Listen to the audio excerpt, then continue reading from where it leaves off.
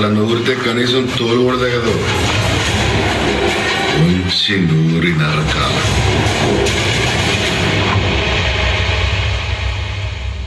ఎముకలు తెగాల.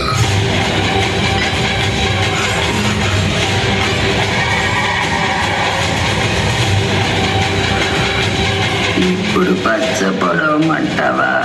నీ సొట్టు ఏ దిక్కు చూసినా సాగి కొట్టొచ్చినట్టు కానట్టుంది కదా సామె.